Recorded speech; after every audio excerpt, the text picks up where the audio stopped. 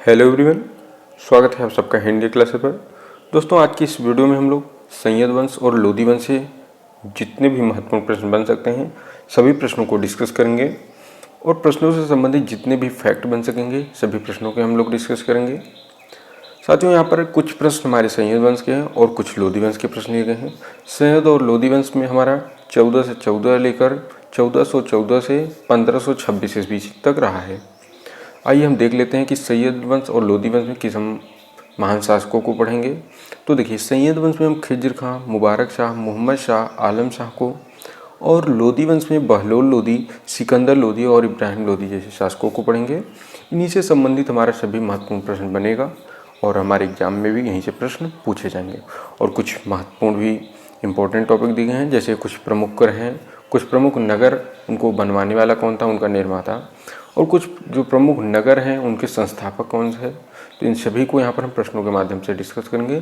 तो चलिए हम वीडियो की शुरुआत करते हैं और वीडियो को आप ध्यानपूर्वक पूरा लास्ट तक देखेंगे, क्योंकि यहाँ पर जितने भी प्रश्न लिए गए हैं सभी महत्वपूर्ण प्रश्न लिए गए हैं, कोई यहाँ पर फालतू प्रश्न नहीं लिए गए हैं।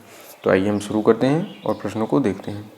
देखिए, हम पर हमको पहला प्रश्न दिया गया है, तैमूर लंग ने भारत पर आक्रमण कब किया था।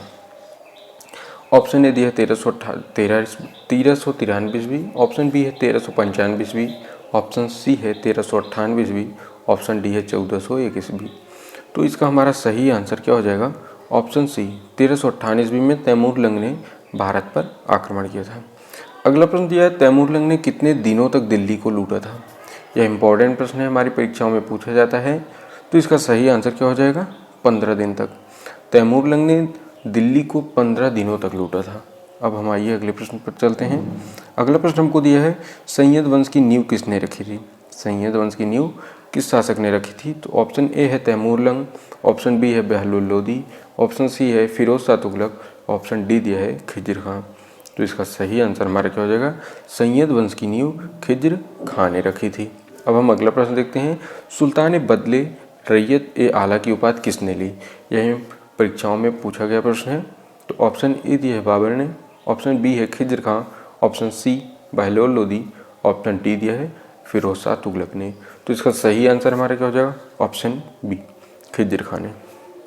साथियों, यदि आपको जितने भी प्रश्नों का आंसर पता है, आप लोग कमेंट बॉक्स में ज़रूर बताएं कि हमको इतने प्रश्नों का आंसर पता था। सभी लोगों को बताना है। अब हम देखते हैं अगला प्रश्न हमको दिया है। अगला प्रश्न दिया, खिज्र खां का शासन कब से कब तक माना जाता है। ऑप्शन ए है 1995 से 1400 ईस्वी, बी ऑप्शन है 1400 से 1495 ईस्वी, सी दिया है 14 से 1421 ईस्वी, और डी है 1948 से 1976 ईस्वी। तो इसका सही आंसर हमारा क्या हो जाएगा, 1414 से 1421 ईस्वी तक। अगला प्रश्न देखेंगे और इम्पॉर्टेंट प्रश्न देखेंगे, यमुना के किनारे किस शहर की स्थापना मुबारक शाह ने करवाई थी। Option A Allahabad, option B Prayag, option C Mubarakabad, option D है मुबारकपुर। तो इसका सही आंसर हमारा क्या हो जाएगा, ऑप्शन सी मुबारकाबाद की स्थापना करवाई थी मुबारक शाह ने। अब हम अगला प्रश्न देखते हैं। अगला प्रश्न हमको दिया है, सैयद वंश का अंतिम शासक कौन था। तो इसका सही आंसर हमारा क्या हो जाएगा, सैयद वंश का जो अंतिम शासक था यह अलाउद्दीन आलम शाह था। अब हम देखते हैं लोदी वंश को। लोदी वंश से जितने भी महत्वपूर्ण प्रश्न बन सकते हैं सभी प्रश्नों को देखेंगे। दिया है, लोदी वंश का संस्थापक कौन था। तो इसका सही आंसर हमारा क्या हो जाएगा, ऑप्शन ए दिया है सिकंदर लोदी, ऑप्शन बी है Ibrahim Lodi, option C Bahlol Lodi, option D है खिज्र खां। तो इसका सही आंसर हमारा क्या हो जाएगा, option C Bahlol Lodi.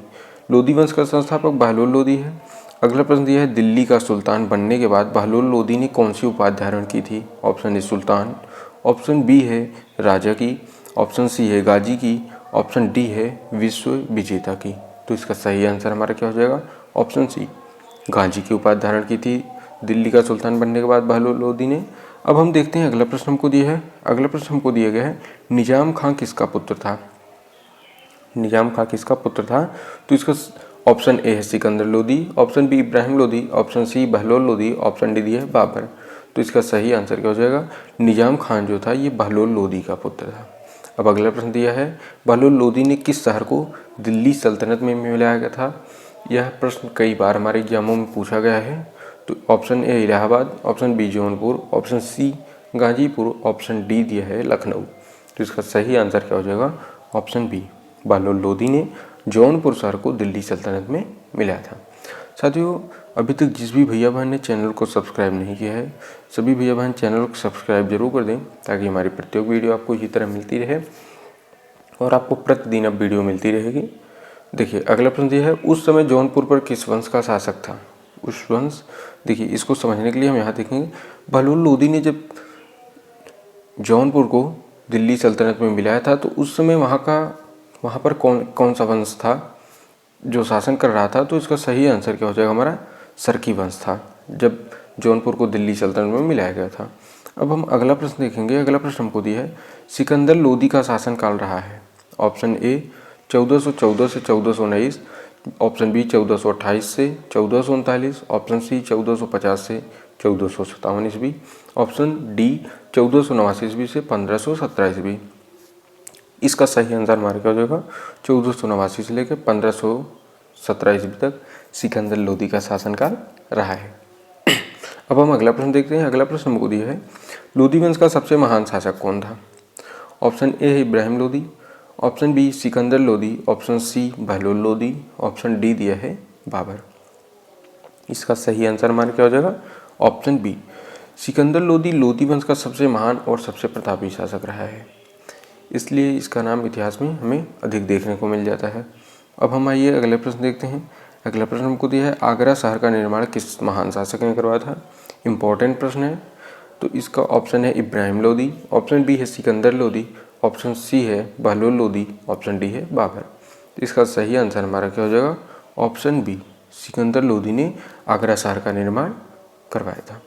Important प्रश्न है। अगला प्रश्न दिया, भूमि मापने के लिए सिकंदर लोदी ने किस पैमाने का प्रचलन किया था? इसका सही आंसर है गजे सिकंदरी। अब देखिए यहाँ से वन लाइनर प्रश्न लिए गए हैं। वन लाइनर प्रश्न इसलिए लिया गया है क्योंकि कम समय में हमें अधिक से अधिक प्रश्नों को करना है। अगला प्रश्न है, आगरा को कब एवं किसने बसाया था? तो इसका सही आंसर हो जाएगा, आगरा को सिकंदर लोदी ने सन 1504 ईस्वी में बसाया था। अगला प्रश्न है, संत कबीरदास किसके समकालीन थे? तो इसका सही आंसर क्या हो जाएगा? जो संत कबीरदास थे हमारे, वो सिकंदर लोदी के समकालीन थे। अब अगला प्रश्न दिया है, इब्राहिम लोदी दिल्ली की गद्दी पर कब बैठा था? तो इसका सही आंसर क्या हो जाएगा? सन 1517 ईस्वी में इब्राहिम लोदी दिल्ली की गद्दी पर बैठ गया था। अब हम अगला प्रश्न देखते हैं। अगला प्रश्न हमको दिया है, दिल्ली सल्तनत का अंतिम शासक कौन था? तो इसका सही आंसर है इब्राहिम लोदी रहा है। अगला प्रश्न दिया है, इब्राहिम लोदी ने किसको हराकर ग्वालियर को दिल्ली सल्तनत में मिला लिया? तो इसका सही आंसर क्या हो जाएगा? मान सिंह के पुत्र विक्रमाजीत को। जो विक्रमाजीत थे ये मान सिंह के पुत्र थे, इन्हीं को हराकर ग्वालियर को दिल्ली में इब्राहिम लोदी ने मिला लिया था। अब अगला प्रश्न देखिए क्या दिया है, और ये इंपॉर्टेंट प्रश्न है, पानीपत का प्रथम युद्ध कब और किसके बीच हुआ था? तो देखिए सबसे पहले देखते हैं कि कब हुआ था। तो सन 1526 ईस्वी में पानीपत का प्रथम युद्ध 1526 ईस्वी में हुआ था। यह बाबर और इब्राहिम लोदी के बीच में हुआ था। पानीपत का प्रथम युद्ध किसके किसके बीच में हुआ था? तो बाबर और इब्राहिम लोदी के बीच में हुआ था। अब हम अगला प्रश्न देखते हैं, पानीपत की लड़ाई में हार किसकी हुई थी जब बाबर और इब्राहिम लोदी के बीच हुई? तो इब्राहिम लोदी जो था ये हार गया था और बाबर की विजय हुई थी। अगला प्रश्न है, बाबर को भारत पर आक्रमण करने के लिए किसने आमंत्रण दिया था? तो इसका सही आंसर है पंजाब के शासक दौलत खां लोदी और इब्राहिम लोदी के चाचा आलम खां ने बाबर को भारत पर आक्रमण करने के लिए निमंत्रण दिया था। कौन कौन था? एक था दौलत खां लोदी और दूसरा थे जो इब्राहिम लोदी के चाचा आलम खां। ठीक है। अब अगला प्रश्न हमको देखते हैं दिया है। अगला प्रश्न हमको दिया गया है, सल्तनत काल में मुख्य रूप से कितने प्रकार के कर लिए जाते थे? यह इंपॉर्टेंट प्रश्न है, इसी को बताया गया था, कुछ प्रमुख कर हैं। तो देखिए सल्तनत काल में मुख्य रूप से 4 प्रकार के कर लिए जाते हैं। एक कर था उच्च, यह मुसलमानों से लिया जाने वाला कर था। दूसरा कर है खराज, यह गैर मुसलमानों से लिया जाता था जो मुसलमान नहीं है।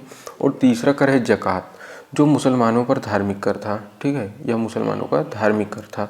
और अगला प्रश्न है जजिया, यह गैर मुसलमानों पर धार्मिक कर, यानी जो मुसलमान नहीं हैं उन पे धार्मिक कर हुआ था। तो इस प्रकार के 4 महत्वपूर्ण कर लिए जाते हैं। तो साथियों इस प्रकार हमारे 25 प्रश्नों की लिस्ट समाप्त होती हुई, जो कि हमारे मध्यकालीन इतिहास के सभी प्रश्न थे। और संयंत्र और लोधी वंशी, इससे बाहर आपसे कोई भी प्रश्न नहीं पूछा जाएगा। और आप अभी तक जिस भी भैया बहन ने चैनल को सब्सक्राइब नहीं किया, सभी लोग चैनल सब्सक्राइब जरूर कर दें। आपको प्राचीन इतिहास पढ़ा दिया गया है, मध्यकालीन पढ़ा दिया जा रहा है, इसके बाद आपको आधुनिक इतिहास पढ़ाया जाएगा। इसी क्रम में नेक्स्ट जितने भी सब्जेक्ट हैं सभी के महत्वपूर्ण प्रश्नों को बताया जाएगा विस्तार पूर्वक। तो चलिए मिलते हैं हम आपको नेक्स्ट वीडियो में, तब तक के लिए जय हिंद, जय भारत।